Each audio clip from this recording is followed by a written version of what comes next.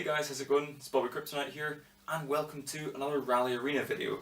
Today, I'm hoping to get the front end back together, so for that to happen, I'm going to need to clean up the front brake calipers and pads, and the front mudguard, get all that back on, and then I'm going to need to repack the bearings in the front hub and put the front wheel back on.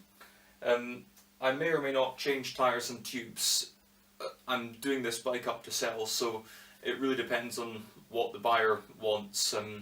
I'll maybe advertise it soon, but I'm thinking because it's such an old bike, still on original tyres and tubes, that's a major part of the bike's originality, and I wouldn't want to throw that away if for instance somebody wanted it for its originality. I mean, these tyres, they certainly don't look perished. I wouldn't use these tyres if I was going to be riding the bike long distances every single day, but if I was sort of taking it out on sunny days every now and again, it could probably stay on its original tyres for a while longer. Anyway, let's set to with the cleaning and reassembly.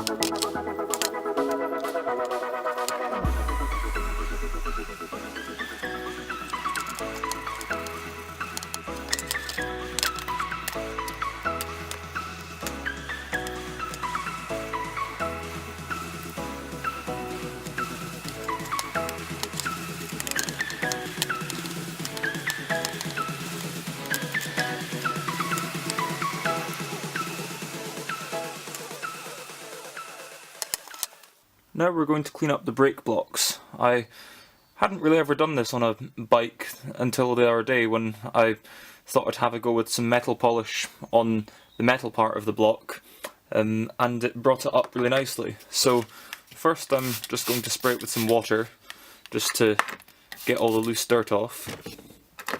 Give it a wipe down with the rag. And see, it's already looking a little better.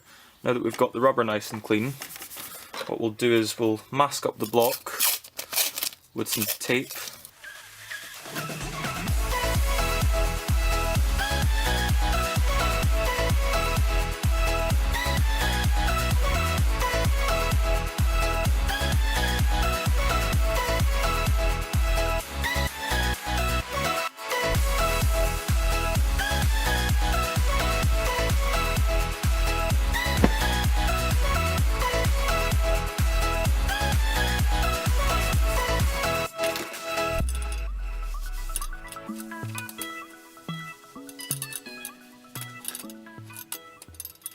Okay guys, after I finished cleaning up and polishing those parts, I actually refitted them to the bike without filming the reassembly, so I'm sorry that we didn't get that nice little sped up reassembly bit, but the bike's starting to take shape.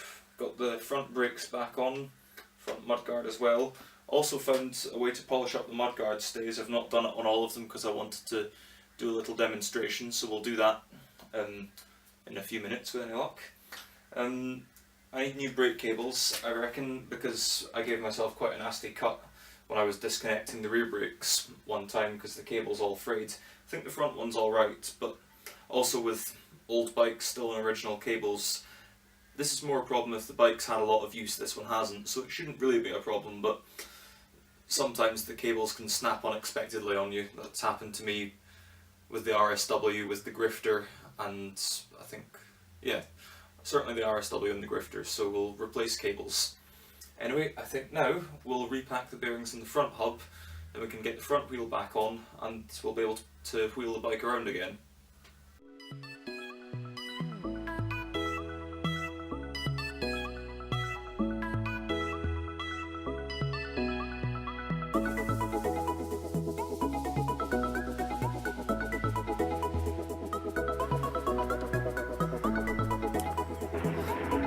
The spindle's also pretty dirty.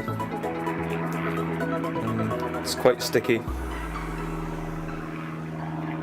Okay guys, you'll see that we've got a bit more reassembly done to the bike. I'm going to call it a day now, and we'll do some more tomorrow. We're very close to finishing the build. We've essentially done all the mechanical bits. I need to rebuild the bearings and the pedals, but other than that, mechanical stuff's done, and it's all just the cosmetic stuff now.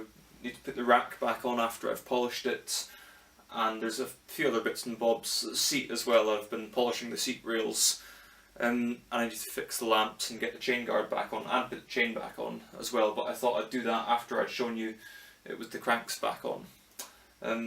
I'll give you a little tour and show you what we've done today. The main job we got done today was to get the cranks back on. If you remember, we rebuilt the bottom bracket in a previous video, but today we got the cranks back on. We replaced the cotter pins because the old ones were damaged during removal despite our best efforts. So a little bit of originality lost, but there does come a point where originality has to give way to the bike actually working. But I'll show you it spinning. Look at that. Spins beautifully. You couldn't have done that before the rebuild, if you remember. The cranks don't spin at all nicely. It's a struggle to get them to do a revolution freely. So I'm very happy that we've got that done. I've rubbed over some of the rust spots on the cranks with Diet Cola and tin foil, and I've gone in between the teeth with a rag all the way round so we've got the chainring nice and clean. Today's other big job was to get the front wheel back on. I rebuilt the spindle, as you saw actually, and the wheel's now back on, spinning nicely once again. Actually, that wasn't a very enthusiastic spin because I'm holding the camera, but you get the point, and there you go, it just turned backwards like it's supposed to. I still need to clean up the spokes. Remember I was telling you about mudguard stays? That's one that's been cleaned. You can see we've brought a nice bit of shine to it. It's shining quite nicely. And back here are mudguard stays that have not yet been polished.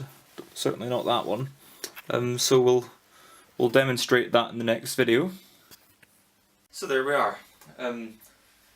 Like I said, we're very close to finishing the build. It could happen in the next few days. So I'm looking forward to that. It'll be nice to get out and test it. I probably won't be able to do a long test ride on it because it's way too small for me, but we'll see what we can do nonetheless. Anyway, hope you've enjoyed the video. If you did, please follow me on Twitter, like the Facebook page, subscribe to my channel, all that good stuff, and I'll see you in the next video. Ta-bye.